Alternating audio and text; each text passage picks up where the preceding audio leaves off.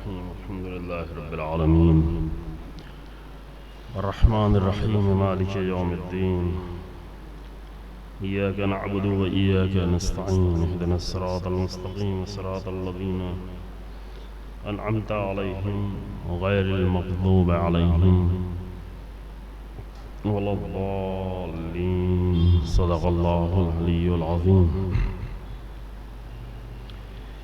لا حول ولا قوة إلا بالله العلي العظيم أعوذ بالله من الشيطان اللعين الرجيم بسم الله الرحمن الرحيم الحمد لله رب العالمين والصلاة والسلام على سيد الأنبياء والمرسلين خاتم النبيين أبي القاسم محمد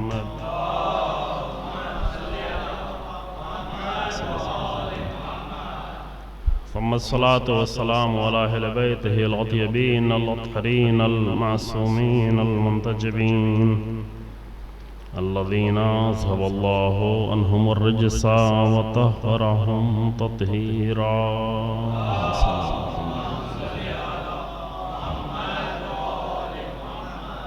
ولعنة الله على أعدائهم أجمعين أما بعد فقد قال الله تبارك وتعالى في كتابه الكريم بسم الله الرحمن الرحيم يا أيها الناس إنا خلقناكم من ذكر وأنثى وجعلناكم شعوبا وقبائل لتعارفوا إن أكرمكم عند الله أتقاكم صلوات الله عليه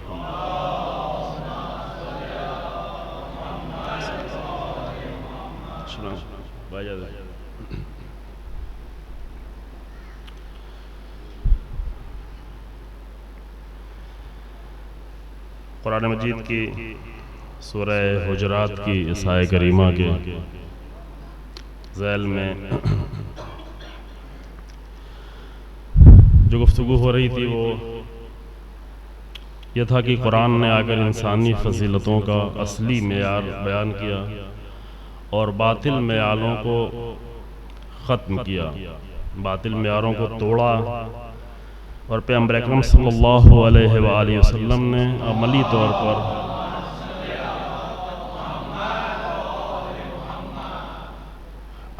طور پر اپنی زندگی میں آپ کی زندگی کا ایک عظیم ترین کارنامہ یہ تھا کہ رسول اللہ نے آ کر اپنی رسالت سے پہلے کی عملی زندگی میں اور رسالت کے بعد وسیع پیمانے پر عملی زندگی میں ایک عظیم کارنامہ یہ انجام دیتے رہے کہ جتنے بھی باطل معیار بنائے ہوئے تھے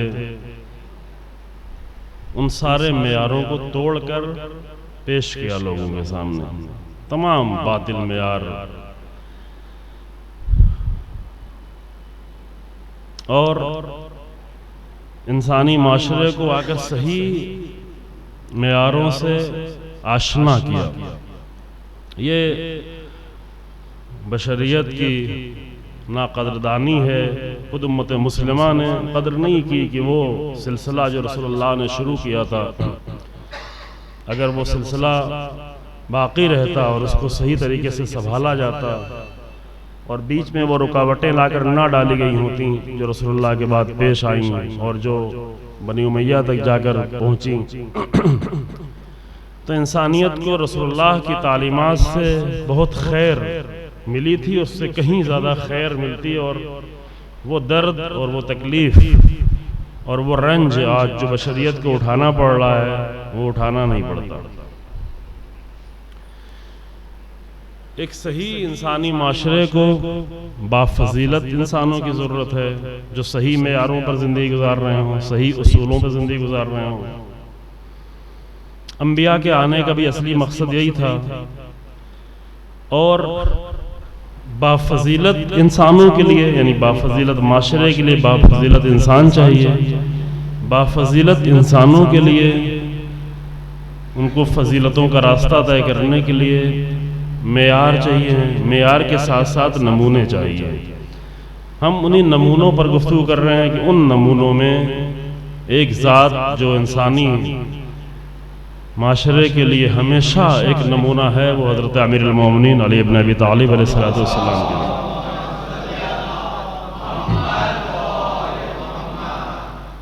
جہاں پر انسانی فضیلتیں اس قدر آ کر جمع ہوئی ہیں کہ بعض وقت انسان کو، دیکھنے والے کو، جو تھوڑا سا در کر پایا ہے، جو تھوڑا سا سمجھ پایا ہے، وہ حیرت میں ہے، تعجب میں ہے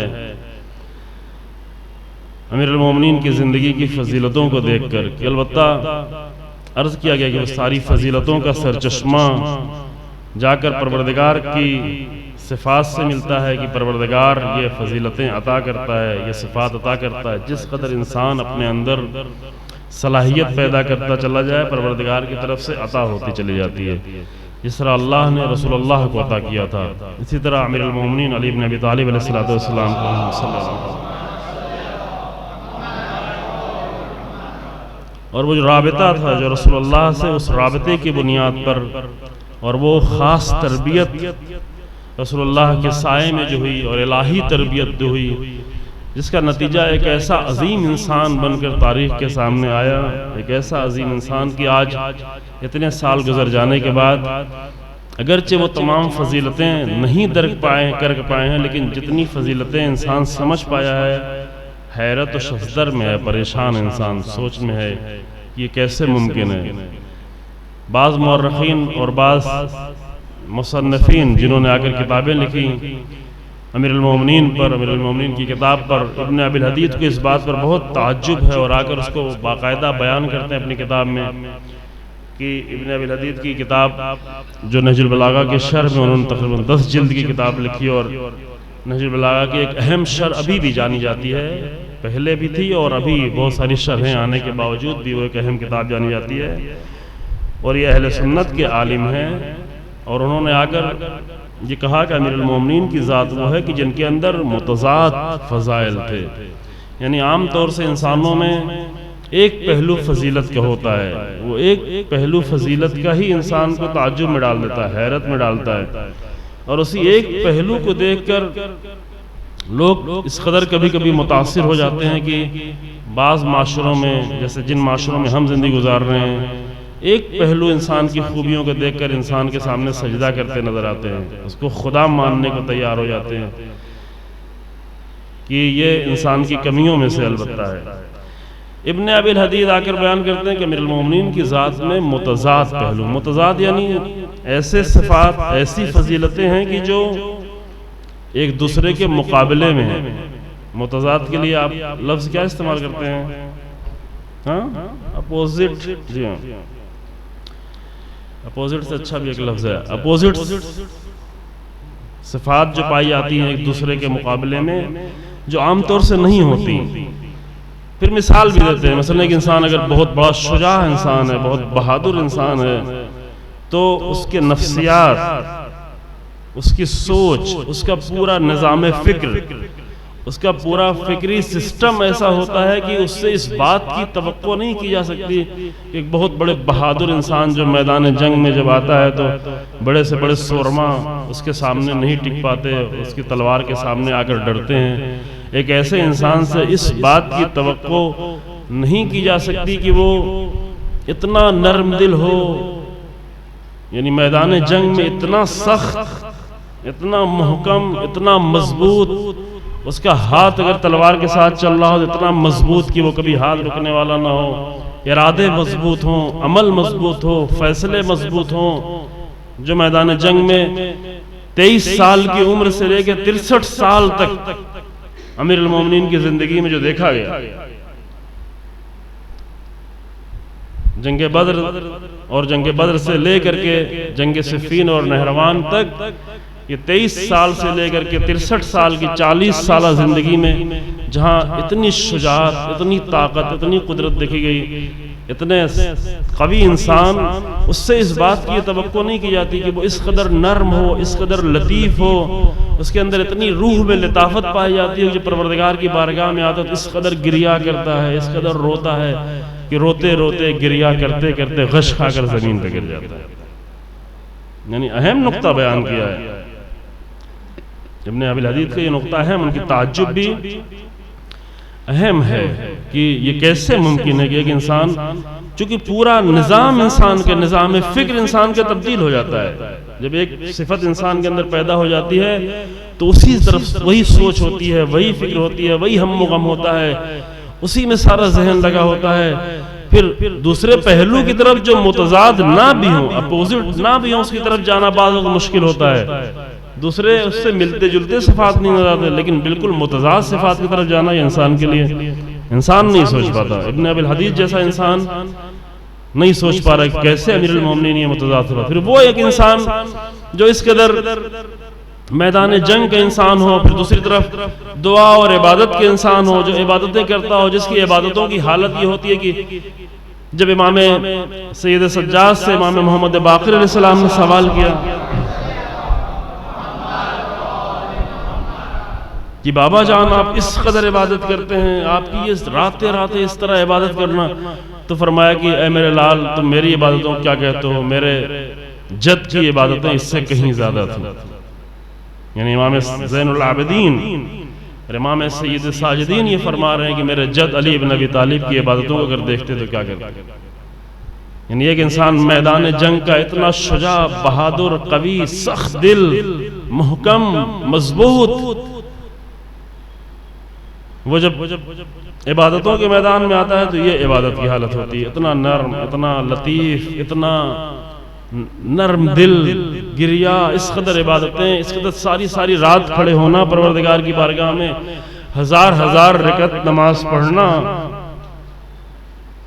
اور پھر وہی انسان، پھر ایسے انسان سے اس بات کی توقع نہیں ہوتی کہ جو اتنا عام طور سے جو توجہ کہ ایسا زاہد انسان ہے، ایسا عبادتیں کرنے والا انسان ہے، جب وہ ممبر پر جائے گا تو اس طرح گفتگو کر رہا ہوگا کہ جیسے سارا علم کا خزانہ نکلتا جا رہا ہے، حکمت اس کے ذات سے حکمت نکلتی جا رہی ہے کہ جتنا انسان سمجھ پایا ہے، ورنہ وہ تمام حکمتوں کو کون سمجھ پائے گا. امیر المومنین کی حکمتوں کے امیر المومنین خود ہی فرماتے ہیں کہ ینحدر عن السیل ولا یرقى الی الطیر، میری ذات سے علم و حکمت و فضیلتوں کا سیلاب بہہ رہا ہے. وہ سیلاب کو ہم لوگ تو نہیں دیکھ پائے، واقعا نہیں دیکھ پائے. اس سیلاب کے چند قطروں کو دیکھنے کی کوشش کی جا رہی ہے، جو تھوڑا فضیلتوں کا اپنی تمام ناتوانی کے ساتھ ساتھ امیر المومنین کے چند فضائل کا ذکر کرنے کی کوشش کی جا رہی ہے. وہ اس سیلاب کے چند قطروں کو جاننا اور آشنا ہونا، ورنہ واقعا سیلاب ہے. خود امیر المومنین فرماتے ہیں وَلَا يَرْقَى إِلَيَّ الطَّيْرُ، کسی بھی فکر کی پرواز ہماری ذات تک نہیں پہنچ سکتی، ہماری فضیلتوں تک نہیں پہنچ سکتی، کتنا بھی پرواز کرنا چاہے. تو ایک ایسا انسان کہ جو دعا کے اور عبادت کے مسئلے پر آتا ہے تو اس طرح کا انسان نظر آتا ہے کہ ایسے انسان کو دیکھ کر اس بات کی توقع نہیں کی جاتی کہ وہ ایک بہت بڑا، اتنا بڑا دانشمند، اتنا عالم، اتنا حکیم، اس طرح بافضل انسان ہوگا، نہیں لوگ توقع کرتے. لیکن جب امیر المومنین خطبہ دے رہے ہوتے ہیں، امیر المومنین جب علم کی باتیں کر رہے ہوتے ہیں، امیر المومنین جو حکمت کی باتیں کر رہے ہوتے ہیں، تو امیر المومنین کا یہ انداز ہوتا ہے. پھر ایک انسان اگر ایک بہت بڑا فلسفی اور بہت ہی دانشمند اور بہت ہی زیادہ اسکالر نظر آتا ہے، اس سے اس بات کی توقع نہیں کہ آ کر ایڈمنسٹریشن کو بھی اچھی طریقے سے سنبھال لے گا. لیکن جب امیر المومنین کا خطبہ دیکھا جاتا ہے، امیر المومنین کا وہ خط جو مالک اشتر کو لکھ کے دیا، وہ خط اے کاش کی آج کی دنیا اس خط کو جان لے تو دنیا میں اتنا مصیبت، اتنا غم اور اتنا ظلم نہیں ہوگا. وہ خط موجود ہے نہج البلاغہ میں، جب مالک اشتر کو لکھا ہوا خطبہ آ کر حکومت کے سارے اصولوں کو بیان کر رہے ہیں، حکومت کے ساری بنیادوں کو بیان کر رہے ہیں. حکومت کرنا ہے تو کس طرح حکومت کرنا ہے، کس طرح غریبوں کا خیال رکھنا ہے، کس طرح فقیروں کا خیال رکھنا ہے، کس طرح غیروں کا خیال رکھنا ہے. وہ اگر سارے پہلو امیر المومنین جو بیان کرتے ہیں، یہ تمام متضاد صفات دیکھ کر ابن ابی الحدیث جیسا انسان حیرت میں پڑا ہوا ہے. لیکن حضرت آیت اللہ جوادی عاملی حفظہ اللہ، خدا ان کی حفاظت فرمائے، وہ اگر بیان کرتے ہیں اسی نقطے پر آ کر بیان کرتے ہیں کہ نہیں، اصل مقام انسان یہی ہے. ہم اصل میں انسان کے مقام کو نہیں سمجھے ہیں. ہم یا ہمارے جیسے لوگ، حتیٰ ابن ابی الحدیث بہت پڑھے لکھے انسان تھے، اور ان کے علم کا ایک راز یہ تھا کہ انہوں نے نہج البلاغہ کو بہت زیادہ پڑھا تھا.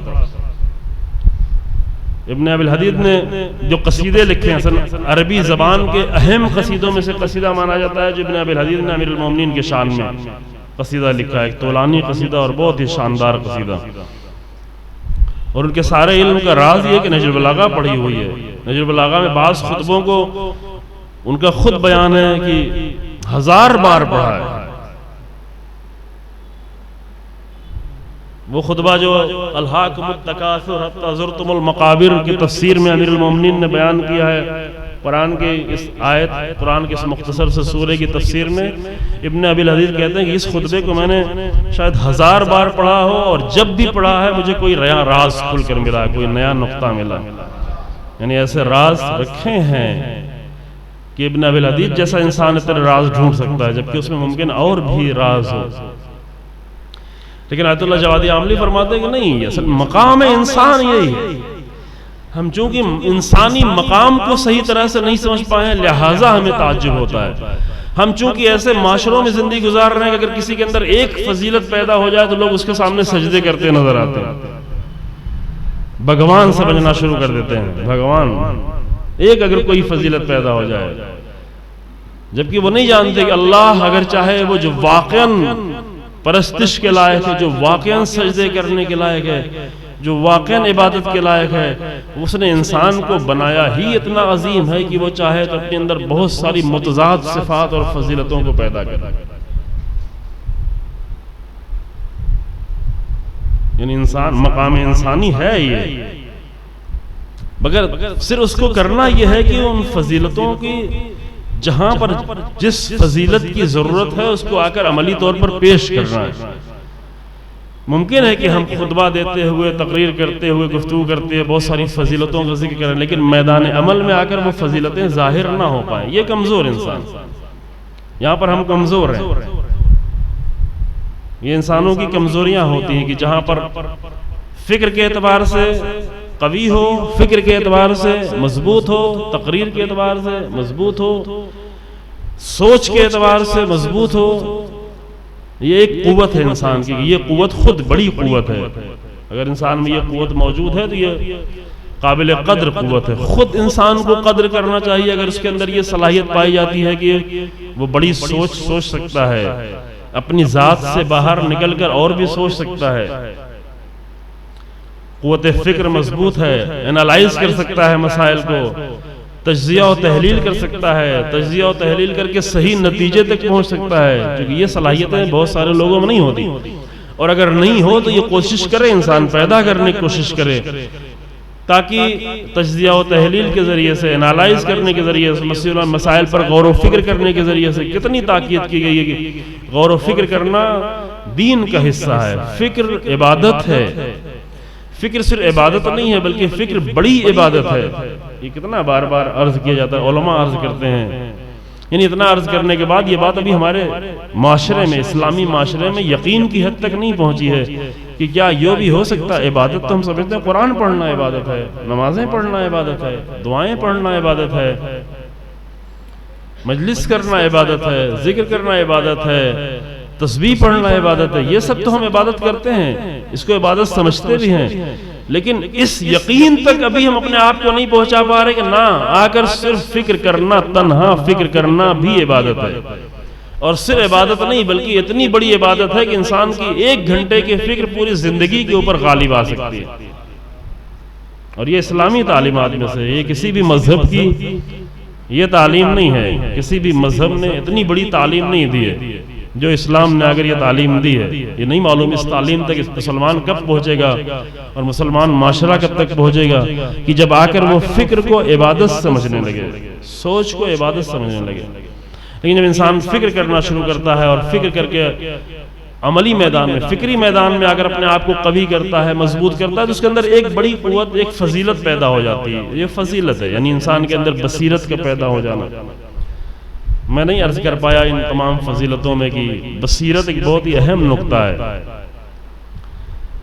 یعنی انبیاء کی فضیلتوں میں سے ہے، امیر المومنین کی فضیلت. امیر المومنین فرماتے ہیں کہ نہ میں نے کسی کو دھوکہ دیا، نہ کوئی مجھے دھوکہ دے سکا، کیونکہ دھوکہ وہی کھاتا ہے جس کے پاس بصیرت نہ ہو. بصیرت سمجھ رہے ہیں نا، یعنی گہرائی سے مسائل کو سمجھنا، جس کو آپ کہتے ہیں انسائٹ، یعنی گہرائی سے مسائل کو در کرنا. اب کہتے ہیں یہ کوئی دین کی بات ہے، یہ مجلس میں پڑھنے کی بات ہے.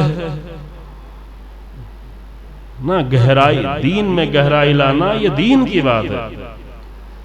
دین میں گہرائی لانا یہ ہر عبادت سے زیادہ قیمتی ہے، کیونکہ بہت زیادہ عبادت کرنے والے لوگ اگر ان کے دین میں گہرائی نہیں تھی تو وہ دین کے لیے خطرناک ہو گئے، نقصان دہ ہو گئے. لہذا امیر المومنین کی چونکہ عرض کیا گیا، پچھلے سال بھی عرض کیا تھا کہ یہ چند فضیلتیں جو آپ کے سامنے آ رہی ہیں وہ بھی اپنے ناقص علم کے ساتھ، اپنی تمام کوتاہیوں کے ساتھ.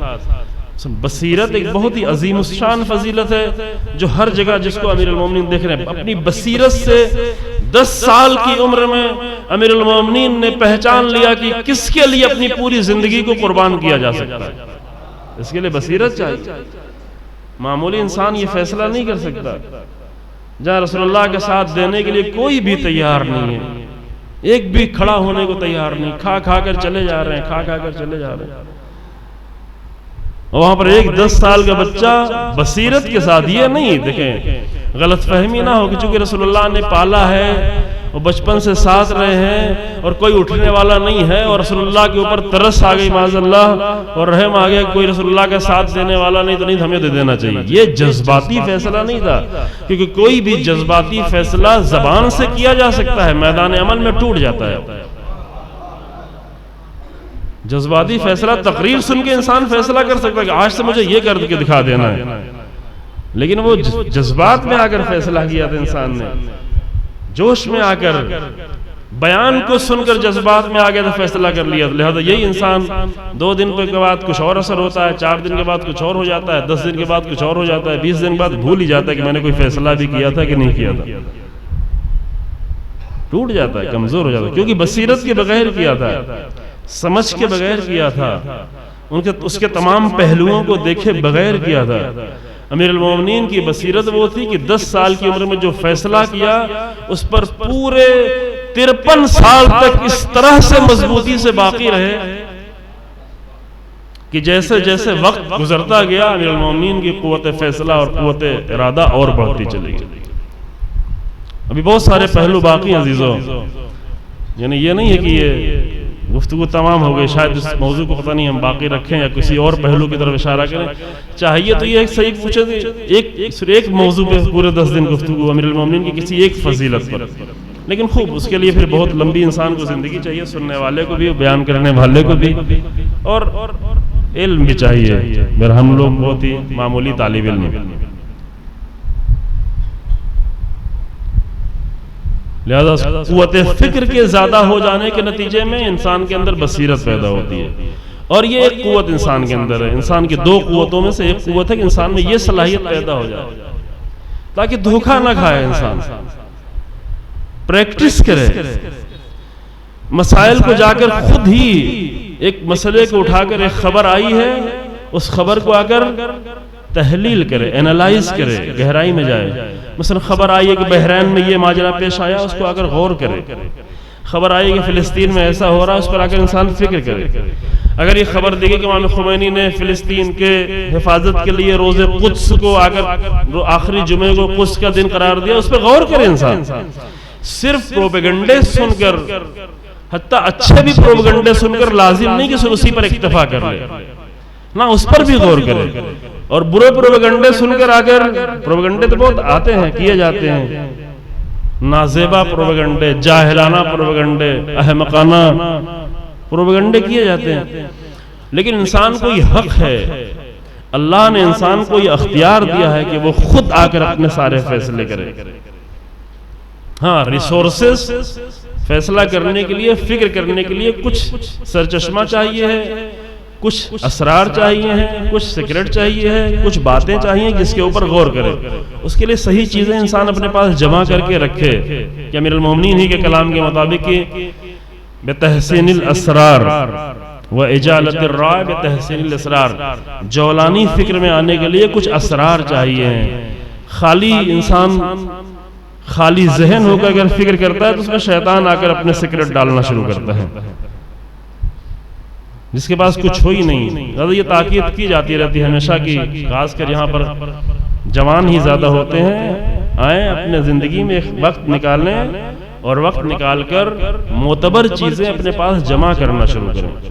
صرف سن سن کے اکتفا نہیں کریں، اس پر توجہ کریں آپ۔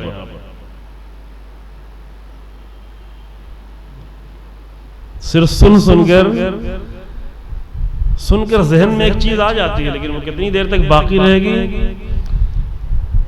میں کئی بار تو اشارہ کر چکا، لیکن مجھے نہیں معلوم، میں کہیں نا امید نہ ہو جاؤں۔ جب نا امید ہو جاؤں گا تو کہنا چھوڑ دوں گا آپ سے کہ کیوں باتیں لکھی نہیں جاتی، کیوں مجلسوں کا مزاج ایسا نہیں بنایا جا رہا ہے کہ باتیں لکھی جائیں، کیوں یہ نہیں ہو رہا ہے؟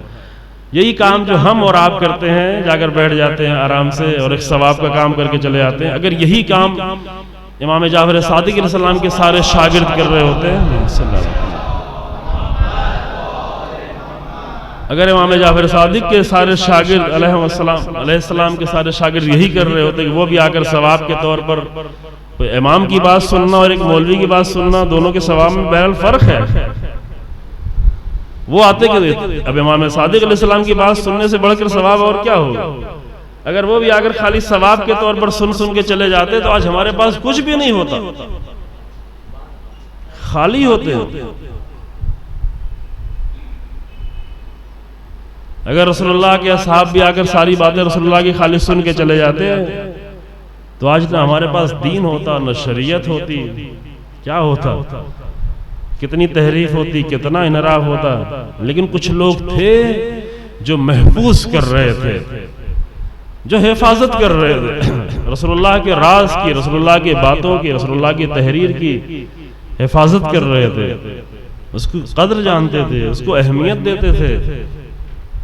امام حسن علیہ السلام جب گھر میں واپس پلٹ کر آتے تھے تو جناب زہرا پوچھتی تھی کہ بتاؤ آج میرے بابا نے کیا بیان کیا؟ کیوں پوچھتی تھی؟ تاکہ یہ کلچر بنایا جائے، یہ کلچر دیا جائے، علم کو ارزش دی جائے، علم کو اہمیت دی جائے، یہ ضرورت ہے۔ اس پہ سوچیں آپ، کچھ راز ہوں گے ہمارے پاس، اس پہ اگر ہم فکر کریں گے تو ایک نئی چیز، ایک اچھی چیز نکل کے آئے گی۔ اگر خالی ذہن ہوں گے تو پھر پروپیگنڈے آئیں گے، ادھر کی باتیں آئیں گی، ادھر کی باتیں آئیں گی، اسی میں انسان سوچے گا، اور یہ سوچنا کیا ہوا؟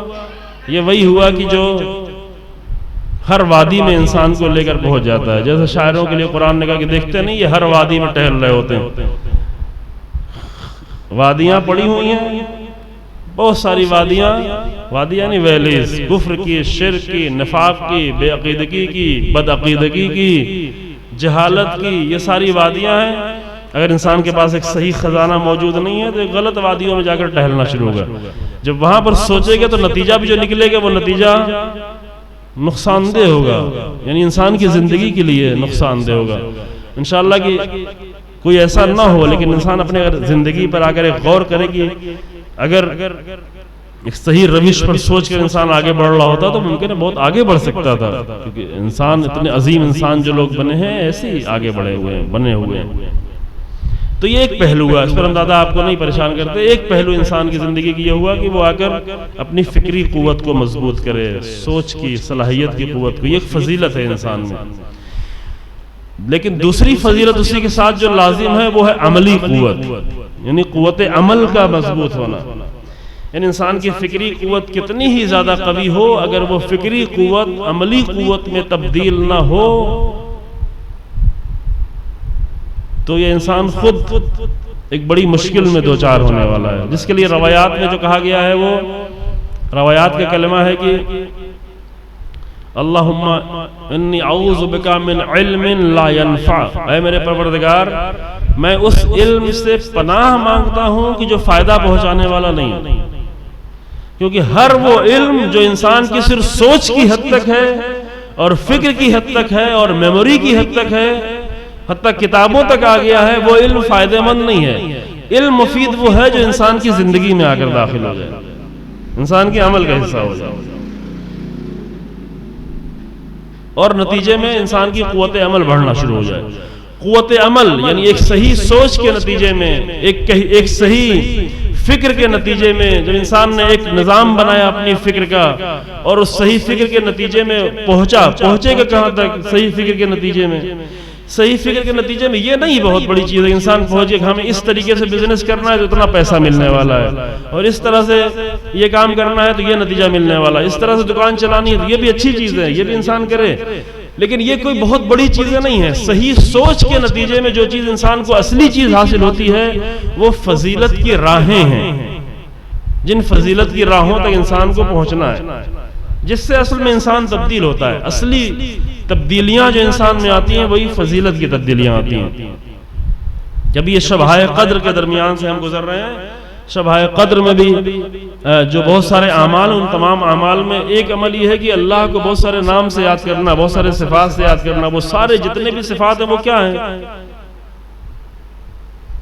ابھی بعض جگہوں میں، یہاں پہ مجھے نہیں معلوم اتنا شاید ہوتا ہے نہیں ہوتا ہے، لیکن اور بہت ساری جگہوں پر کم سے کم تینوں شبہ قدر میں لوگ بیدار رہتے ہیں، ساری رات استفادہ کرتے ہیں۔ شب قدر ایک ایسی رات ہے جو جگنے کی رات ہے۔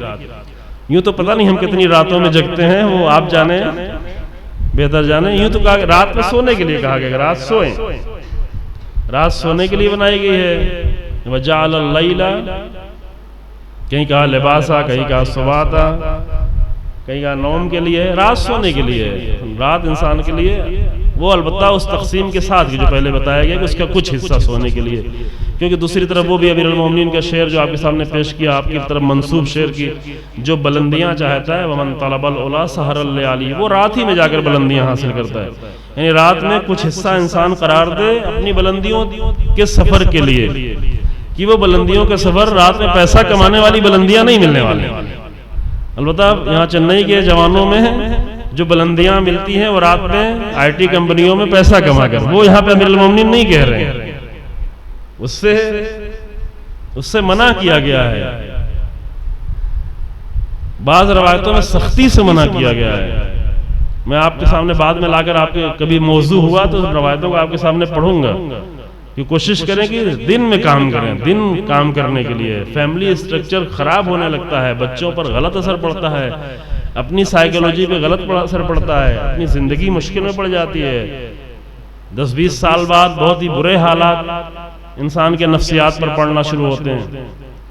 وہ روایات ہمارے پاس موجود ہے کہ ساری رات انسان صرف جو ہے مادی کمائی کے لیے کوشش کر رہا ہے، تو بعض روایتوں میں اس کے لیے سہت کا لفظ ہے، بعض روایتوں میں اس کے لیے حرام کا لفظ ہے۔ یہاں تک یہ ہم نے ابھی بمبئی میں وہاں پہ گفتگو تھی ایک درس کے سلسلے میں، وہاں پر عرض کی تھی، وہ روایتیں عرض بھی کی تھی۔ ہم یہ نہیں کہہ رہے کہ آپ جو اس میں یہ نہیں کہ پیسہ جو کمائے، پیسہ نہیں حرام کا، یا آپ اٹھا کے پیسہ پھینکنا شروع کر دیں، نہیں، پیسے کو حرام نہیں کیا گیا، اس عمل کو ناجائز قرار دیا گیا ہے جو غیر طبعی عمل ہے۔ البتہ یہ حرمت وہی ارشادی حرمت ہے، مولوی حرمت نہیں ہے۔ مولوی اور ارشادی حرمت کا فرق یہ ہے کہ مولوی حرمت وہ ہوتی ہے کہ جس کو اگر انجام نہیں دیا تو عذاب کا باعث بنے گا، گناہ کا باعث بنے گا۔ ارشادی حرمت وہ ہے کہ اگر اس کو انجام نہیں دیا تو نقصان کا باعث ہوگا۔ دو چیزوں میں فرق یہ ہے کہ جو جناب آدم کا واقعہ پیش کیا جاتا ہے وہ بتایا جاتا ہے جناب آدم کو جو اللہ نے حکم دیا تھا وہ مولوی حکم نہیں دیا تھا بلکہ ارشادی حکم دیا تھا۔ مولوی حکم دینا یعنی اس کی مولوی حکم کی مخالفت کرنا ہے حرام، اور اس کا نتیجہ ہے گناہ، اور اس کا بات کا نتیجہ ہے سزا۔ لیکن ارشادی حکم کا نتیجہ ہے گناہ نہیں کیا، سزا بھی اللہ دینے کے لیے نہیں آئے گا، عذاب بھی نہیں کرے گا، لیکن نقصان تمہیں ہو جائے گا، نقصان اٹھانا پڑے گا۔ اسلام کے بہت سارے احکام ہیں جو ارشادی ہیں، یعنی یہ انسان کو انسٹرکشن دیا گیا ہے، رہنمائی کی گئی کہ تم یہ کام کرو گے تو تمہارا فائدہ ہو جائے گا، نہیں کرو گے تو تمہارا نقصان ہوگا۔ لہذا بہت ساری حرمت کا لفظ اگر آ رہا ہے اس سے مراد یہ ہوتا ہے۔ جناب آدم کے لیے کہتے ہیں جناب آدم نے کیا گناہ کیا؟ کہ نہیں، گناہ نہیں۔ کیوں؟ اس لیے کہ حکم ہی مولوی نہیں تھا بلکہ حکم ارشادی تھا۔ ارشادی حکم میں گناہ نہیں ہوتا لیکن جنت سے نکلنا پڑتا ہے، اثر یہ ہوتا ہے، اثر اس کا لازمی ہے، حتماً اثر آئے گا۔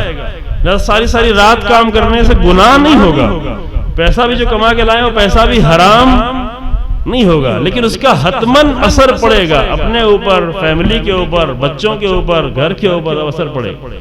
لہذا جتنا ممکن ہو، ہم یہ نہیں کریں کہ چھوڑ دیں، لیکن کوشش کریں دن کے میں زیادہ کام کرنے کی کوشش کریں۔ بعض لوگ ابھی ہمیں معلوم ہوا کہ بعض لوگ دن رات میں زیادہ کام کرتے ہیں چونکہ رات کی شفٹ میں پیسہ زیادہ ملتا ہے۔ صحیح ہے یہ؟ نہیں کر رہی ہے. اگر چانس ہے یہ پیسے کو چھوڑیں, پیسے پہ, اس پیسے پر جو رات بھر کام کر کے ملنا ہو اس پر لعنت بھیجیں. نہیں چاہیے انسان کو وہ پیسہ. واقعی انسان کی زندگی میں سب کچھ پیسہ ہی ہو گیا کر رہ گیا ہے. یعنی ایک شادی شدہ جوان, وہ بھی نہیں کوئی بوڑھا انسان, ایک شادی شدہ جوان انسان رات بھر کام کر رہا ہے. کیوں کر رہا ہے؟ اس لیے کر رہا ہے کہ رات کی شفٹ میں پیسہ تھوڑا زیادہ ملتا ہے. وہ 20-25 ہزار کا فائدہ ہو جائے گا اسے مہینے میں, یا کچھ اور زیادہ یا کچھ اور کم. ہاں یہ صحیح نہیں ہے, کیونکہ حتماً اس کا برا اثر پڑے گا زندگی پر. پہلے دن میں انسان کو اندازہ نہیں ہوگا, 2-4 مہینے میں اندازہ نہیں ہوگا. اگر انسان بہت زیادہ اشارہ کر رہے ہیں, اگر آپ لوگ تھوڑا ہمت کر کے آ جائیں, زیادہ دیر تک انشاءاللہ گفتگو نہیں کریں گے.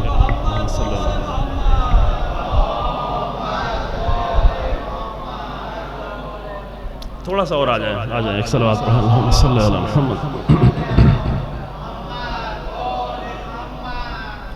لہذا جتنے بھی ارشادی احکام ہیں اب جا کر پڑھنے اسلامی کتابوں میں, جو خاص کر آداب کی کتابیں ہیں کہ یہ نہ کرو, یہ نہ کرو, یہ نہ کرو, اس طرح پانی نہ پیو, اس طرح کھانا نہ کھاؤ, اس طرح, اس میں کوئی گناہ نہیں ہے. اگر ایسا کر لیں گے تو کوئی گناہ نہیں ہے. لیکن اگر وہ بات نہیں مانے گی تو حتماً اس کا نقصان ہے. بعض چیزیں ایسی بیان کی جس کا نقصان چھوٹا ہے, لیکن بعض چیزیں ایسی جس کا نقصان بہت بڑا ہے. اگر آج کے زمانے میں رسول اللہ ہوتے تو پتہ نہیں, بہت ساری چیزیں ہمارے سامنے اور بھی آتی ہیں, البتہ موجود ہیں, لیکن ہم اس کو نکال نہیں پا رہے ہیں, نکال کر پیش نہیں کر پا رہے. اصول سارے بیان کیے گئے, اس کو آ کر ہماری زندگی میں پیش نہیں کیا جا رہا ہے, چونکہ ہم اپنے آپ کو ائمہ کے اور معصومین کے اور رسول اللہ کے کلام سے ابھی بہت دور رکھے ہوئے ہیں. ہم اپنے زندگی میں اس کی ضرورت کو ابھی محسوس نہیں کر رہے ہیں. یہ ہماری کمی ہے. لہذا امام نے فرمایا کہ اگر انسان کو بلندیاں چاہیے ہیں تو بلندیوں کے لیے رات کو جگنا پڑتا. علم چاہیے ہے, حکمت چاہیے ہے, فکر چاہیے, سوچ چاہیے, انسان کو رات میں کوشش کرنا. لیکن رات کا ایک حصہ بہرحال حتیٰ رسول اللہ کو بھی کہا جائے نہیں آپ آرام کریں تھوڑی دیر, اتنی عبادت نہیں کریں, آپ کو آرام کرنا چاہیے, آپ کریں آرام, یہ اس کے لیے ہے. لیکن اس کا نتیجہ انسان پہ عملی زندگی میں آنا. یہ ساری چیزیں ہیں فکر کے لحاظ سے, عملی زندگی میں آنا. عملی زندگی میں انسان کو راستے معین ہو گئے, یعنی فکر کے نتیجے میں, سوچ کے نتیجے میں انسان نے کیا چیزیں حاصل کی, حاصل کیا کیا, یہ طے ہونا چاہیے. حاصل جو کیا وہ فضیلتوں کے طے کرنے کا راستہ, جو انسان کا, ہر انسان کا اصلی ترین سرمایہ جو اس کے پاس ہے وہ ہے فضیلتیں, وہ ہے ویلوز. فضیلتوں کا آپ ترجمہ کریں ویلوز, یہ بار بار ہم کہہ چکے ہیں آپ کے سامنے.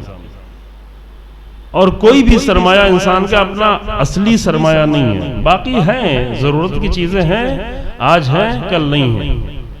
ایک وقت ضرورت ہے, کل ضرورت نہیں ہے. آج ہمیں بہت زیادہ پیسے کی ضرورت ہے, لیکن جب لوگ کل قبر میں دفن کر رہے ہوں گے تو صرف قبر خریدنے کے پیسے کی ضرورت, اتنی ضرورت ہوگی. اور جب دفن کر چکے ہوں گے تو اس کی بھی ضرورت ختم ہو جائے گی, ضرورت نہیں رہ جائے گی. البتہ پتہ نہیں یہاں پہ قبر خریدی جاتی ہے کہ نہیں خریدی جاتی, شاید یہاں پر اس کا پیسہ نہیں لگتا ہو, بعض جگہوں پہ لگتا ہے. ابھی میں خبر پڑھ رہے تھے کہ بعض شہروں میں قبر خریدنے کے لیے بعض جگہوں پر انسان کو کئی کروڑ روپے لگانے پڑتے ہیں بعض جگہیں ایسی. لیکن یہی انسان کو اتنی ضرورت ہے. لیکن جس چیز کی انسان کو ہمیشہ ضرورت ہے, چاہے زمین کے اوپر چاہے زمین کے اندر, چاہے زندگی کی حالت میں چاہے زندگی کے بعد, جس چیز کی ہمیشہ ضرورت ہے وہ ہے فضیلتیں, وہ ہے فضائل. وہ فضائل کہاں سے ملنے والے ہیں؟ فضائل کا راستہ یہ ہے کہ انسان آ کر وہ پریکٹس کی شکل میں انجام دے, یعنی صرف سوچ کی حد تک نہیں رکھے, کیونکہ سوچ کی حد تک فضیلتوں کو رکھنے والا ممکن ہے کہ ایک معمولی انسان سے بھی زیادہ خطرے میں پڑ جائے.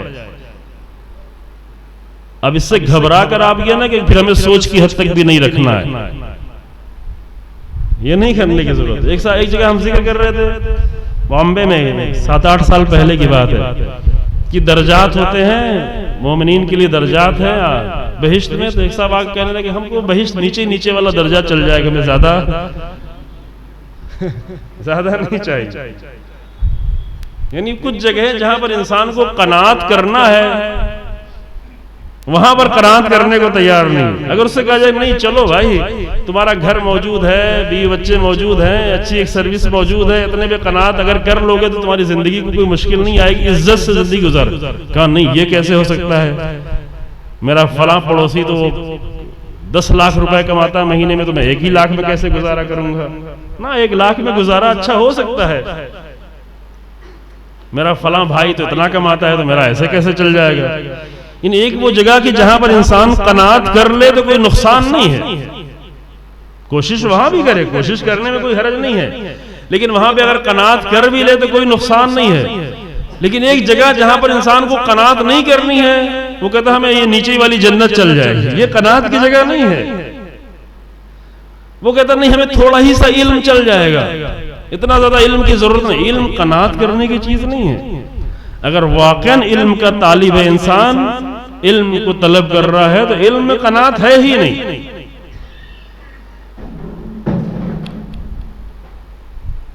علم ایک فضیلت ہے اور ایک بڑی فضیلت. روایت میں کہا گیا کہ 2 پیاسے ایسے جو جن کی پیاس کبھی نہیں بجھتی, اور وہی دونوں پیاسوں کا ذکر کیا. ایک وہی کہ جہاں پر پیاس نہیں ہونا چاہیے تھی, ایک ہے طالب مال, ایک ہے طالب علم. علم کا طلب کرنے والا, مال کا طلب کرنے والا, اس کی بھی کبھی پیاس نہیں بجھتی. علم کا طلب کرنے والا, اس کی بھی کبھی پیاس نہیں بجھتی. تو پھر کس کو زیادہ طلب کیا جائے؟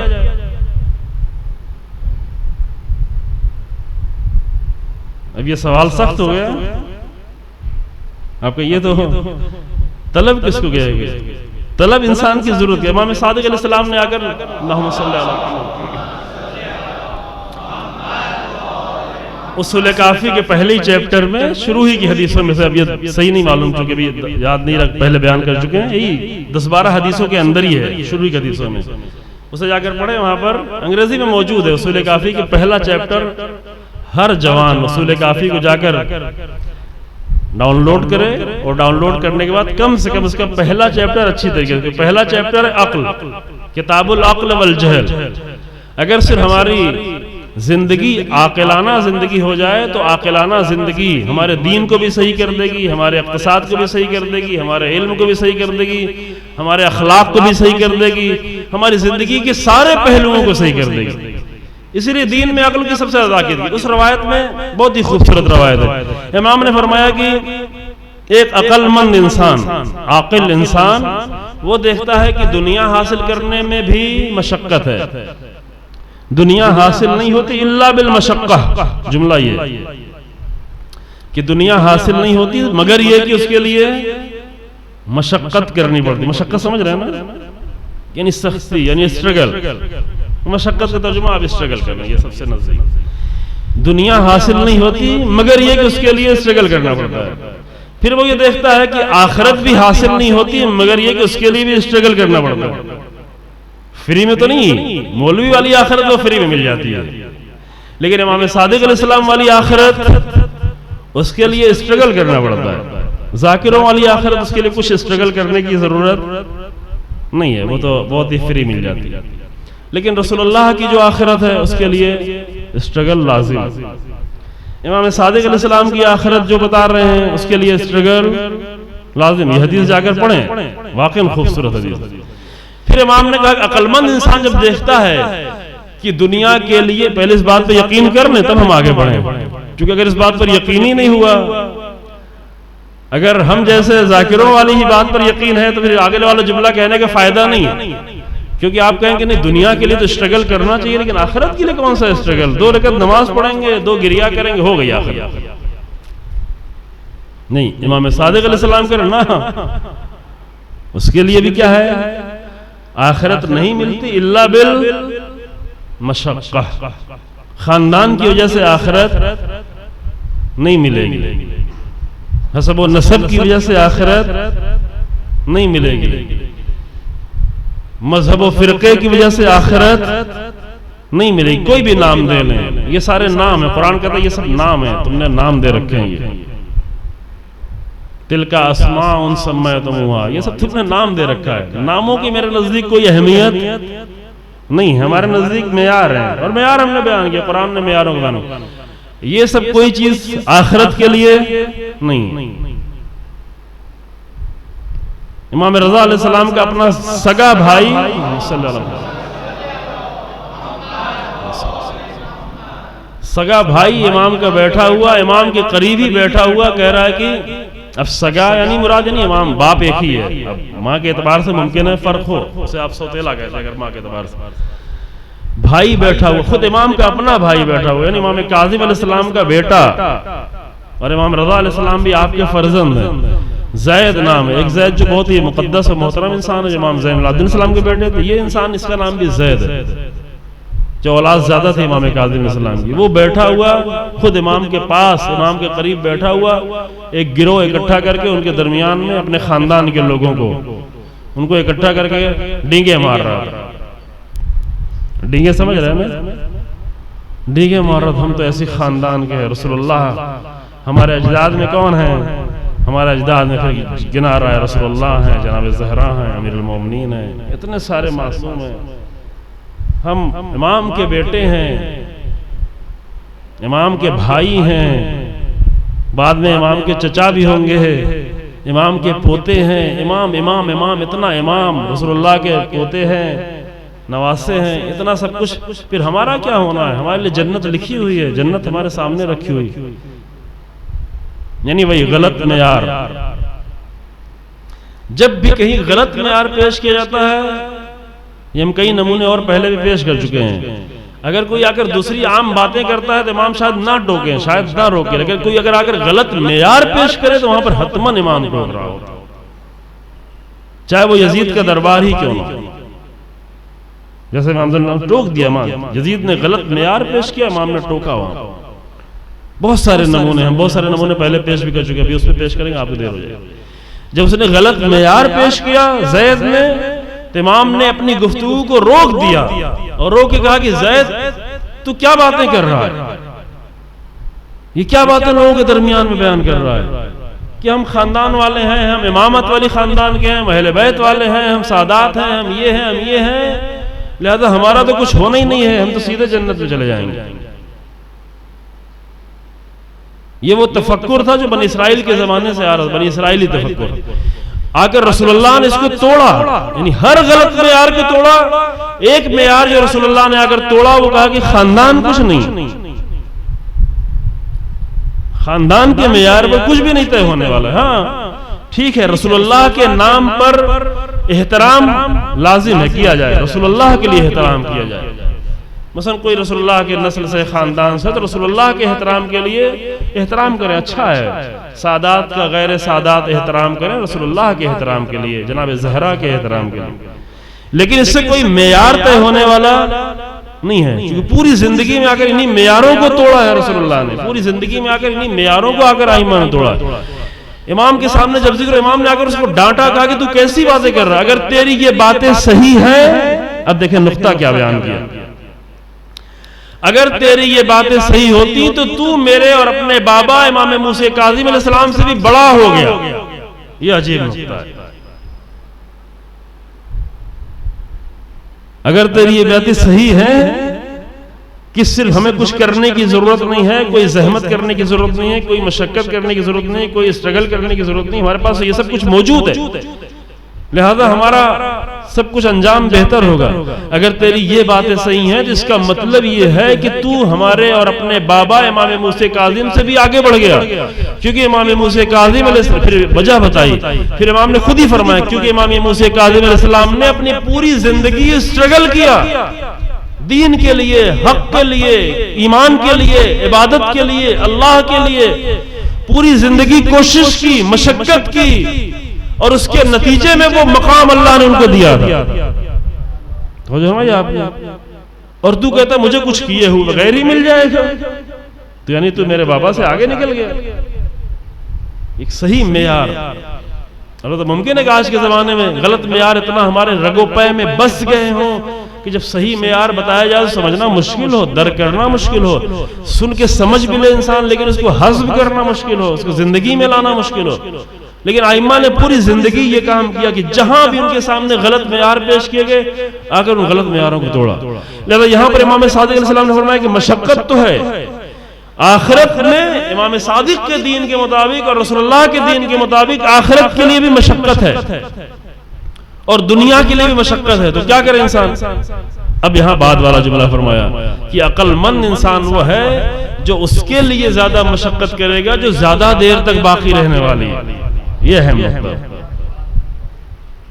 یہ خوبصورت نقطہ. آپ کو ایک زمین دی جائے کہ آپ یہاں پر گھر بنائیں، لیکن کتنے سال کے لیے؟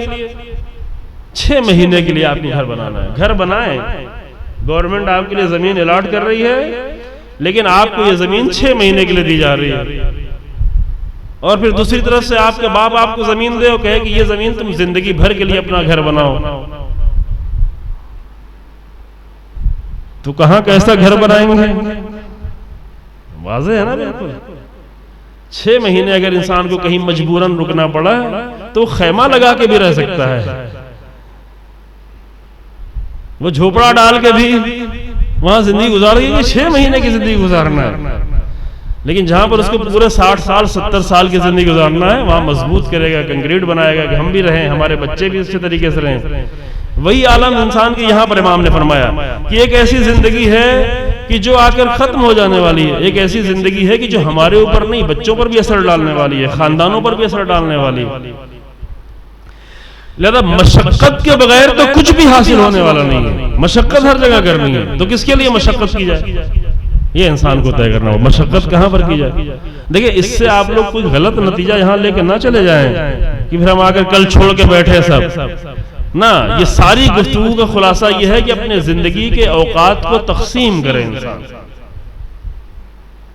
زندگی میں 24 گھنٹے ہمارے ملے ہوئے ہیں، اس 24 گھنٹے کو اگر تقسیم کریں کہ ہماری زندگی میں کون سی چیز کتنی زیادہ اہمیت رکھتی ہے، اور جو چیز جتنی زیادہ اہمیت رکھتی ہے اس کے لیے ایک مناسب وقت دینا. یہ انسان کی یہ عقل مندی کی بات ہے. یہ کوئی ہم آپ کو ہم اس لائق نہیں ہیں کہ آپ کو نصیحت کریں یا کوئی ایسی باتیں کریں یا واعظ کریں یا موعظہ کریں. نہ، یہ سیدھے سے 2 4 عقل کی باتیں ہیں. جیسے 2 کا نتیجہ 4 آتا ہے، ویسے یہاں بھی بالکل صاف نتیجہ آ رہا ہے کہ جو چیز انسان کی زندگی میں جتنا زیادہ اہمیت رکھتی ہے وہ اتنی زیادہ اس کے لیے فکر کرے گا، اتنی سوچے گا، اتنا ہی اپنا وقت دے گا. اور پھر یہ طے کرنا کہ واقعاً کیا چیز ہماری زندگی میں کتنی زیادہ اہمیت رکھتی ہے. 6 مہینے کا گھر ہمارے لیے زیادہ اہمیت رکھتا ہے یا زندگی بھر کا گھر بنانا ہمارے لیے زیادہ اہمیت رکھتا ہے؟ یہ بھی بالکل 2 4 کی بات ہے. لہذا ان سب کے نتیجے میں جو اصلی چیز انسان کو حاصل کرنی ہے وہ ہے فضیلت. انسان کا اصلی سرمایہ نہ دولت ہے، نہ مال ہے، نہ مکان ہے، نہ گاڑی ہے، نہ اولاد ہے. اولاد بھی اسی وقت ہمارا سرمایہ ہے جب فضیلتوں کے ساتھ ہو. فضیلتوں کے بغیر یہ اولاد ہے تو عذاب بن سکتی ہے. خدا نہ کرے کسی مومن کی اولاد ایسی ہے. کتنا بھی ہم اس کو سرمایہ سمجھتے ہیں لیکن خدا نہ کرے عذاب بن جاتی ہے. لہذا وہی اولاد بھی سرمایہ ہے کہ جو جس کے پاس ویلوز ہوں، جس کے پاس فضیلتیں ہوں. یہ فضیلتیں آئیں گی کیسے؟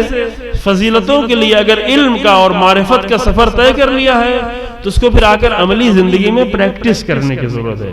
پریکٹس والا کام سخت ہے، معرفت والا کام بھی آسان نہیں ہے، لیکن پریکٹس والا کام سخت ہے. مثلا حر کے لیے سوچنا یہ سخت نہیں تھا. یزید کی فوج میں رہ کر بھی حر کو سوچتے رہنا کہ یہ صحیح ہے، یہ غلط ہے، وہاں صحیح ہے، اس کا نتیجہ کیا ہے، سوچنا اتنا سخت نہیں تھا. لیکن اس کو آ کر عمل میں تبدیل کرنا یہ سخت کام تھا. یہ معمولی کام نہیں تھا. لہذا کسی بھی فضیلت کی پریکٹس کرنا یہ ایک فضیلت تھی. یعنی باطل کو چھوڑ کر حق کی طرف جانا ایک بہت بڑی فضیلت ہے کہ جس کو ہم اپنی آج ماہ رمضان کی زبان میں خاص کر کے توبہ، یعنی کسی بھی نقصان دہ چیز کو چھوڑ کر مفید چیز کی طرف جانا یہ اسلامی توبہ. کوئی بھی نقصان دہ، یہ نہیں کہ صرف دین ہی جس کو ہم دین کا نام دے رکھے ہیں. دین تو پوری زندگی انسان کی ہے. یہ نہیں کہ بے نمازی انسان بے نمازی ہو کر چھوڑ کر نماز پڑھنے لگنا صرف یہی توبہ ہے. یہی نہیں، یہ بھی ہے. روزہ نہیں رکھتا، روزہ رکھنے لگے صرف یہی توبہ. نا، ہر وہ چیز جو انسان کی زندگی کو کسی بھی طریقے سے نقصان پہنچا رہی ہے، اس نقصان دہ چیز کو چھوڑ کر ایک مفید زندگی کا طریقہ اپنانا اور مفید طرز زندگی اپنانا، یہ ہے توبہ، ہے نا؟ جس کو آپ اپنی زبان میں کیا کہتے ہیں؟ ریپینٹ جو ہے، اب توبہ کے لیے انگریزی میں اچھا لفظ ہے ہی نہیں، ان کو مجبوراً یہ لفظ لا کے نکال کر، پتہ نہیں ان کے پاس توبہ ہے بھی کہ نہیں ہے۔ ریپینٹ عام طور سے ترجمہ میں یہ ریپینٹ کا لفظ بولتے ہیں یا اور بھی کلمہ۔ اچھا، یہ بھی ایک مناسب ہے، یعنی ایک غلط رنگ ڈال دیا تو اپنی زندگی پر، اس رنگ کو ہٹا کر دوسرا رنگ لے آنا، اس رنگ کے اوپر دوسرا رنگ نہیں۔ دیوار پر تو آپ کر سکتے ہیں، ایک پینٹ کے اوپر دوسرا پینٹ کر سکتے ہیں، البتہ دیواروں میں بھی دیکھا جاتا ہے کہ ایک بہت ہی زیادہ گہرا پینٹ ہے اور اس پر دوسرا پینٹ کرنا ہے تو دو کام کرنا پڑتا ہے، یا تو پہلے والے کو ہٹائیں پھر دوسرا اس پر پینٹ کریں، یا یہ تو اتنا زیادہ کریں کہ پچھلے والے کا اثر بالکل ختم ہو جائے۔ کرتے ہیں نا آپ لوگوں نے؟ پینٹ تو نہیں کیا لیکن پینٹ کرایا تو ہوگا نا اپنی دیوار میں، ایسا دیکھ رہے ہیں جیسے کبھی کیا ہی نہیں، دیکھا ہی نہیں آپ لوگ۔ تو یہ دو میں سے ایک کام کرنا پڑتا ہے، یا تو بالکل ہٹا ہی دیں، یا تو اتنا بار بار کریں، کئی کوڈ اس کے اوپر چڑھائیں تاکہ پچھلے کا اثر بالکل ختم ہو جائے۔ یہی کام انسان کو اپنی زندگی میں کرنا ہوتا ہے، یعنی ہر وہ چیز جو ہماری زندگی کو کسی بھی طرح سے، ہمارے علم کو مثلا، ہمارے نالج کو، ہمارے زندگی کے دوسرے پہلو کو، ہماری عبادت کو، ہماری بندگی کو، ہمارے صبر کو، ہمارے یقین کو، ہمارے ایمان کو، یا ہماری زندگی کسی بھی شعبے کو اگر کوئی چیز نقصان پہنچا رہی ہے، اس کے نقصان کو محسوس کرنے کے بعد آ کر اس کے اوپر دوسرا پینٹ، لیکن یہ پینٹ یا تو پہلا بالکل ختم کر دیا جائے، یا تو اس قدر چڑھایا جائے کہ اس کا اثر ہی ختم ہو جائے، جو اللہ یہی کرتا ہے۔ تم چڑھانا شروع کرو، اللہ پچھلا والا اثر خود زائل کرنا شروع کر دے گا۔ یہ روایت میں موجود ہے، روایت میں یہاں تک موجود ہے کہ جس زمین پر تم نے گناہ کیا ہے اس زمین سے بھی اثر کو اللہ پاک کر دے گا، جو زمین پر بھی اثر، زمین تو بالکل ہی بے جان نہیں ہے، ہم سمجھتے ہیں زمین تو کچھ دیکھتے نہیں، زمین بیچاری کیا کرے گی؟ نہیں، قرآن کہتا نا یوم تحدث اخبارہا، ایک دن آئے گا جب زمین اپنی خبریں سنانا شروع کرے گی، یہاں اس زمین پر کیا ہوا، وَإِذَا زُلْزِلَتِ الْأَرْضُ زِلْزَالَهَا وَأَخْرَجَتِ الْأَرْضُ أَثْقَالَهَا وَقَالَ الْإِنسَانُ مَا لَهَا، اور آگے بڑھتے بڑھتے قرآن کہتا ہے یوم تحدث اخبارہا، یہ زمین، یہی جس کو زلزلہ آ رہا ہے، یہی زمین آ کر اپنی خبر دینا شروع کرے گی، میرے اوپر کیا کیا گیا، کتنے ظلم کیے گئے، کتنے گناہ کیے گئے۔ کیوں زمین خبر دے گی؟ آپ کہیں زمین بھی بول سکتی ہے بلا؟ نہیں، زمین تو نہیں بول سکتی، لیکن اگر اللہ قدرت دے تو زمین بھی بول سکتی ہے۔ لہذا بعد والی آیت میں کہا کیوں؟ بِأَنَّ رَبَّكَ أَوْحَىٰ لَهَا، کیونکہ اللہ نے زمین پر یہ وحی کی ہے کہ تو آج تو بول، آج تجھے بولنا ہے، لہذا زمین ہر خبر سنانا شروع کرے گی۔ لیکن دوسری طرف روایت میں کہا گیا کہ انسان جب توبہ کرتا ہے اور واقعا شرمندہ ہو کے کرتا ہے تو حتیٰ اللہ انسان کے نفس سے تو وہ پاک کر دیتا ہے، روح سے سارا اثر مٹا دیتا ہے، بالکل صاف کر دیتا ہے، یعنی ایک صحیح توبہ کے نتیجے میں روح پر جتنے بھی دبے، جتنا بھی غلط اثر، وہ سب صاف کر دیتا ہے، فرشتوں کے نام اعمال سے پاک کر دیتا ہے، ایسا پاک کرتا ہے کہ دوبارہ ریکور نہ ہونے پائے۔ ابھی آپ اپنے ہارڈ ڈسک میں کوئی چیز پاک کرتے ہیں لیکن کہتے ہیں فلاں کے پاس لے جاؤ، وہ پھر دوبارہ اس کو ریکور کر دے گا۔ اللہ اس طرح سے پاک کرتا ہے کہ دوبارہ وہ ریکور نہ ہونے پائے، مگر یہ کہ خود ہی شیطان کے پاس لے کے پہنچ جائے تو وہ دوبارہ ریکور کرنے کی صلاحیت رکھتا ہے، وہ پھر آگر بڑھ ڈالے گا، پھر پاک، روایتیں کہتی پاک ہو جاتا ہے، یہاں تک کہ جو زمین پر بھی گناہ کا اثر پڑا ہوا تھا اس اثر کو پاک کر دیتا ہے، پھر زمین بھی گواہی نہیں دیتی۔ یہ انسان کی زندگی پر آ کر اثر پڑتا ہے۔ یہ کب ہوتا ہے؟ یعنی انسان ایک عمل کو دیکھے یہ نقصان دہ، پھر جو چیز لانی ہوتی ہے، جو بینڈ کرنا ہوتا ہے، وہ ہے فضیلتوں کا بینڈ، یعنی انسان کو صرف ایک ہی پینٹ کرتے رہنا زندگی بھر. ماہ رمضان آیا ہے, امیر المومنین کے فضائل کا ذکر ہو رہا تھا. امیر المومنین کے فضائل سے کیا چیز لے کر کرنا ہے؟ امیر المومنین کے فضائل سے ایک ایک فضیلت کو اٹھا کر اپنی زندگی میں اس کو اگر پینٹ کرنا ہے, رنگ چڑھانا ہے, فضیلتوں کا رنگ. امیر المومنین کی فضیلتوں کا ذکر اسی لیے لازم ہے, ائمہ کی فضیلتوں کا ذکر لازم ہے, تاکہ یہ پینٹ اپنی زندگی پر ہم چڑھا سکے, وہ رنگ فضیلتوں کا چڑھا سکے, وہ خوشبو ہماری زندگی میں آ سکے. کیونکہ جب پھول کے ساتھ کپڑے کو رکھ دیا جائے, رومال کو رکھ دیا جائے, تو یہ رومال بھی خوشبو کرنے لگتا ہے.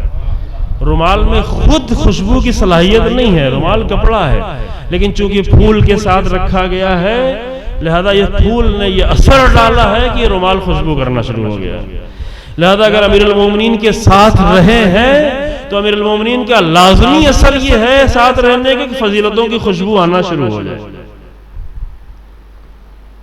امیر المومنین کی بصیرت کی خوشبو, امیر المومنین کا حق کے لیے قیام, امیر المومنین کے ظلم کے مقابلے میں قیام.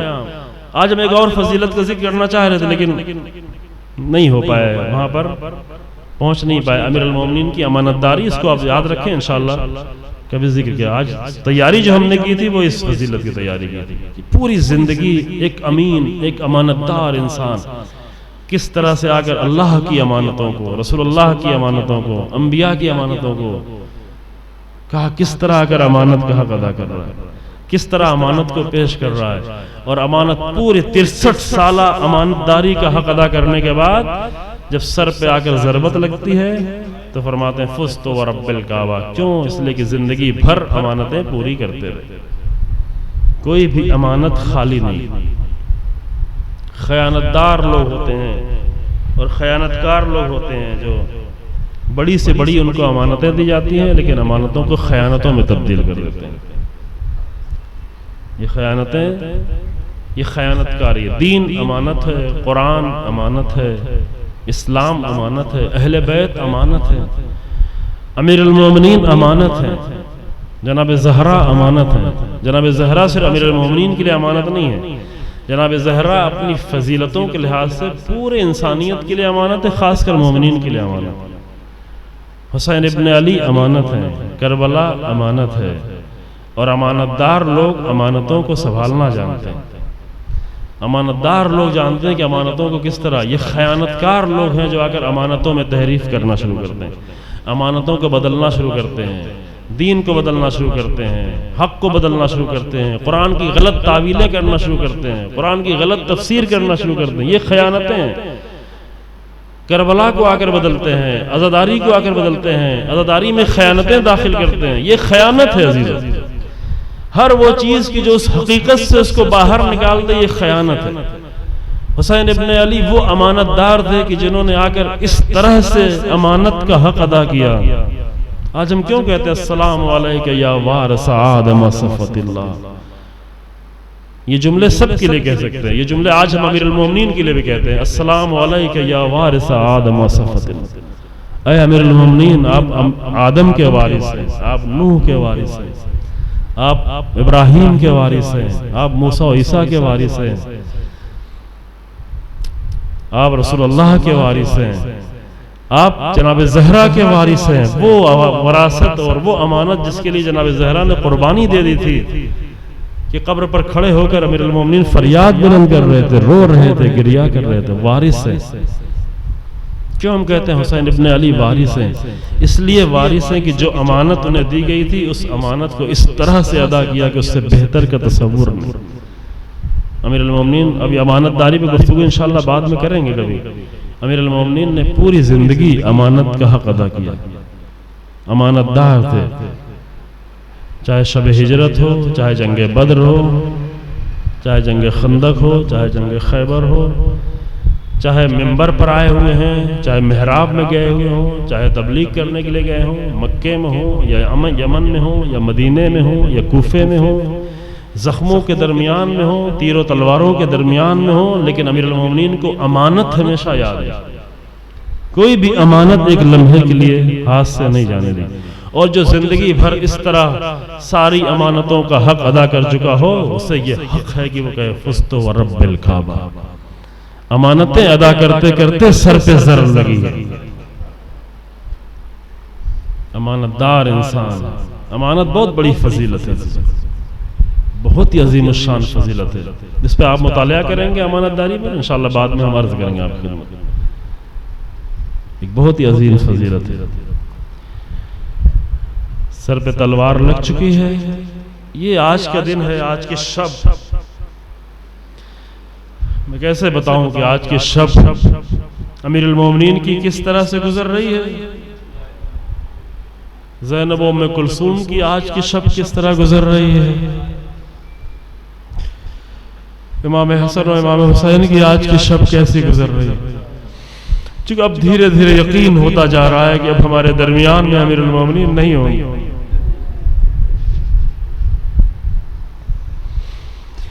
طبیب کو بلایا گیا. طبیب نے آ کر دمبا کو ذبح کروایا اور ذبح کروا کر ایک ٹکڑا لیا اور ٹکڑے کو دھاگے میں باندھ کر زخم میں ڈالا. چونکہ زخم اتنا کشادہ تھا،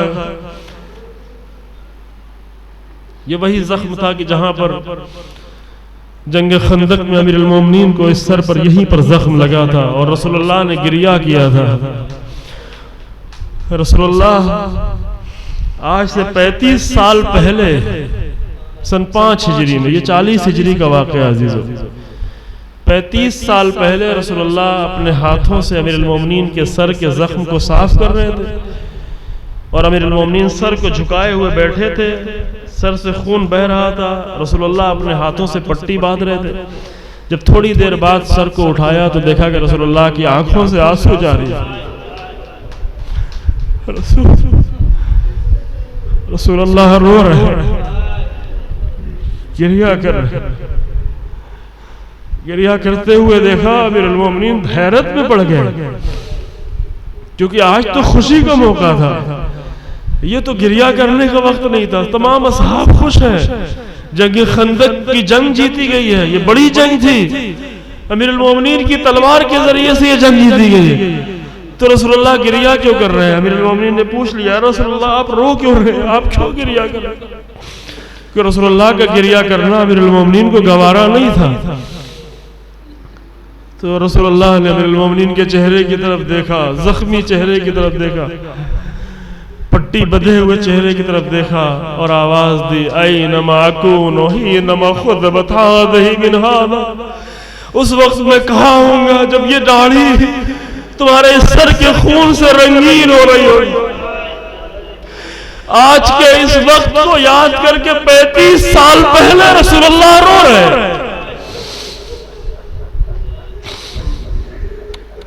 امیر المومنین کے غم کو، امیر المومنین کی اس پیشانی کو، امیر المومنین کے زخمی سر کو رسول اللہ دیکھا نہیں رہے ہیں. رسول اللہ نے دیکھا نہیں ہے. 35 سال پہلے صرف یاد آئی ہے رسول اللہ کو اور اسے سوچ سوچ کے رسول اللہ رو رہے ہیں. آج ہم کیوں نہ گریہ کریں گے؟ آج امیر المومنین کے سر شکافتہ ہو گئے. آج امیر المومنین کے شکافتہ سر کو امام حسن دیکھ رہے ہیں، امام حسین دیکھ رہے ہیں، جناب زینب دیکھ رہی ہیں، سب تڑپ رہے ہیں. طبیب نے وہ گوشت کا ٹکڑا ڈالا، سفید گوشت کا ٹکڑا ڈالا، دھاگے سے ڈالا، شکافتہ سر سے ڈالا اور اب اس کو جو باہر نکالا تو مغز کے ذرات اس پہ لپٹے ہوئے نظر آ. طبیب نے کہا، یا امیر المومنین آپ وصیتیں کریں، اب وصیت کرنے کا وقت ہے، اب آپ زندہ نہیں رہیں گے. امیر المومنین پہلے سے بھی وصیتیں کر رہے تھے. محمد حنفیہ کہتے ہیں کہ میں نے اپنے بابا کے پیروں کی طرف دیکھا تو پیروں کا رنگ متغیر ہو گیا.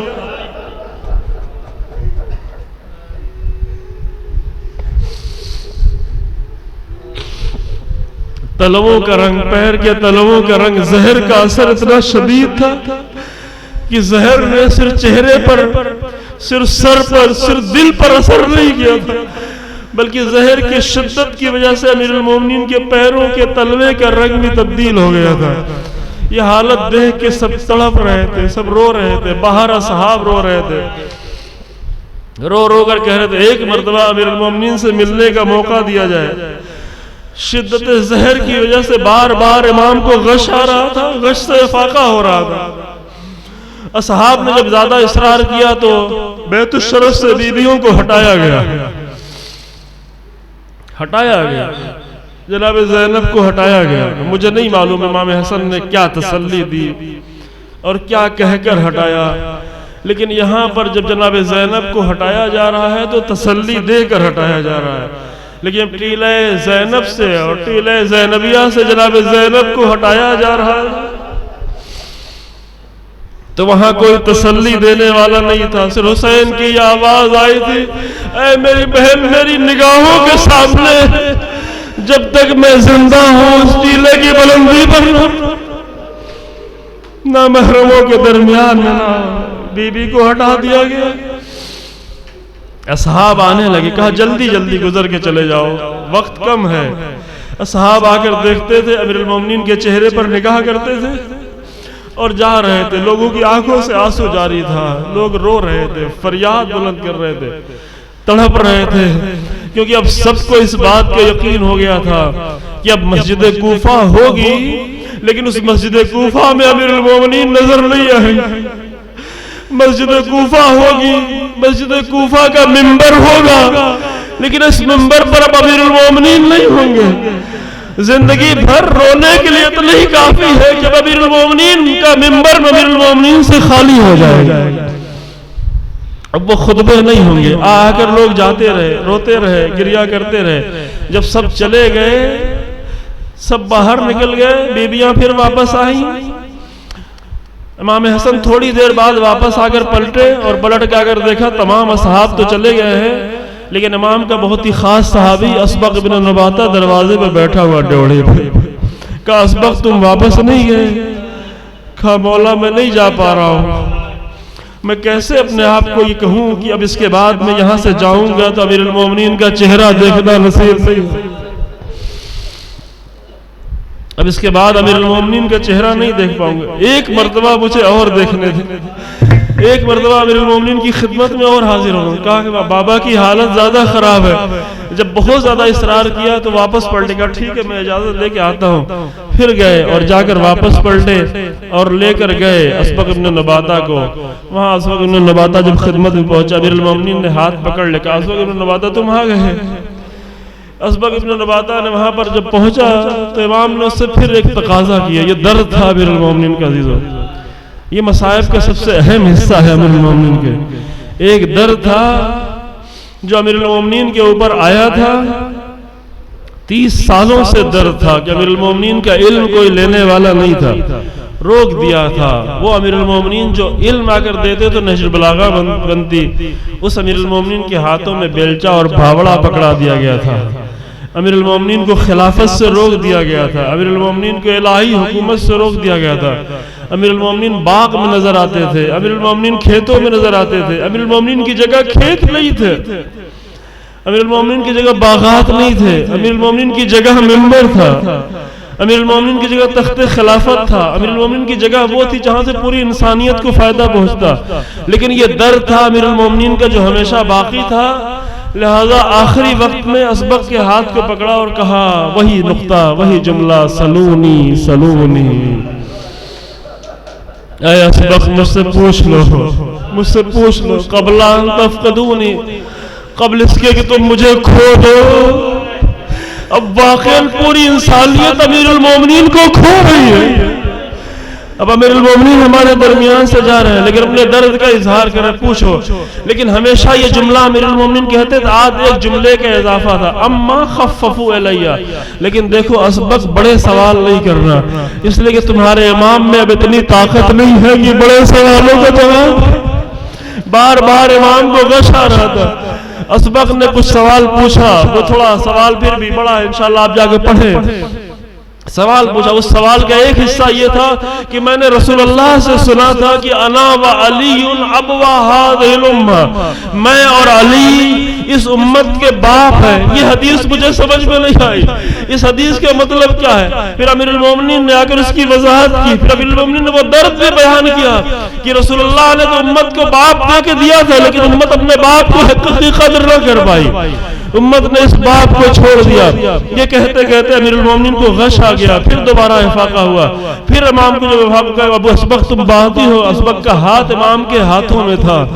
اے اسبق ابھی تک تم موجود ہو. اسبق خدا حافظ کر رہا تھا لیکن امام کے چہرے پہ نگاہ تھی. بس آخری جملہ عزیزو، بعد میں آپ مصائب سنیں گے مجلسوں میں انشاءاللہ. اسبق کے چہرے پہ نگاہ تھی اور یہ اسبق کی امیر المومنین کے چہرے پہ نگاہ تھی، اور یہ چہرہ امیر المومنین کا یہ چہرہ اسبق ابن نباتہ کو کبھی بھی نہیں بھولا. اس لیے بعد میں بھی اسبق بیان کرتے تھے کہ امیر المومنین کے چہرے کی حالت یہ تھی جسم سے خون اتنا زیادہ نکل گیا تھا اور جسم پر زہر کا اثر اتنا زیادہ ہو گیا تھا کہ امیر المومنین کی پیشانی پہ ایک زرد رنگ کا رومال بندھا ہوا تھا، اور امیر المومنین کا چہرہ اتنا زرد ہو گیا تھا کہ میرے لیے مشکل تھا کہ پہچان پاؤں کہ چہرہ زیادہ زرد ہے یا امیر المومنین کے سر پہ بندھا ہوا رومال زیادہ زرد ہے. جس کا چہرہ اتنا زرد ہو گیا تھا اس کو بھی اپنی امت کی فکر تھی، وہ بھی علم دینا چاہ رہا تھا، لیکن دھیرے دھیرے وقت گزرتا گیا. اب اصحاب تو نہیں ہیں، اب صرف بیویاں ہیں، اور وقت گزرتے گزرتے وہ لمحہ آیا کہ جب امیر المومنین کی زبان میں کلمات جاری ہوئے، انا للہ و انا الیہ راجعون، بسم اللہ وفی سبیل اللہ وعلی ملت رسول اللہ. یہ کہتے کہتے امیر المومنین کی آواز خاموش ہو گئی، چہرہ بند ہو گیا، آنکھیں بند ہو گئی، اور دنیا ہمیشہ ہمیشہ کے لیے امیر المومنین سے محروم ہو. بیویوں کی فریاد بلند ہوئی.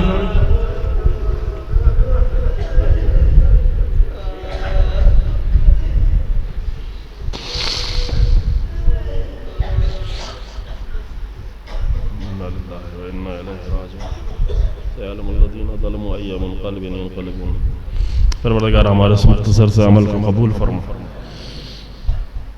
پروردگار ہمیں امیر المومنین علی ابن ابی طالب اسلام کی زندگی کی حقیقی فضیلتوں کو سمجھنے اور اسے اپنانے کی توفیق عطا فرما. پروردگار امیر المومنین کی زندگی اور فضیلتوں کی خوشبو سے ہماری زندگیوں کو معطر کر دے. پروردگار ہمیں اہل بیت کی معرفت عطا فرما، راہ اہل بیت پر چلنے کی توفیق عطا فرما. ہمارا حشر و نشر قرآن کے ساتھ فرما. ہماری زندگی، ہماری موت، ہماری آخرت قرآن اور اہل بیت کے ساتھ. پروردگار اگر ابھی تک ہم نے توبہ نہیں کی ہے تو پروردگار ہمیں اس مہینے میں، اپنے اس عظیم مہینے میں، ان شبائے قدر میں ہم تمام گناہوں سے، تمام خطاؤں سے، تمام کوتاہیوں سے ہمیں توبہ کرنے کی توفیق عطا فرما. اور پروردگار تو ہماری توبہ کو قبول فرما، ہمارے گناہوں کو معاف فرما. پروردگار کلمہ حق کو عزت و سربلندی عطا فرما، کلمہ باطل کو نیست و نابود فرما. علماء حق اور مراجع کرام کی حفاظت فرما. رہبر انقلاب کو عزت و طول عمر عطا فرما. امام زمانہ کے ظہور میں تعجیل فرما اور ہمیں امام کے ناصروں میں شمار فرما.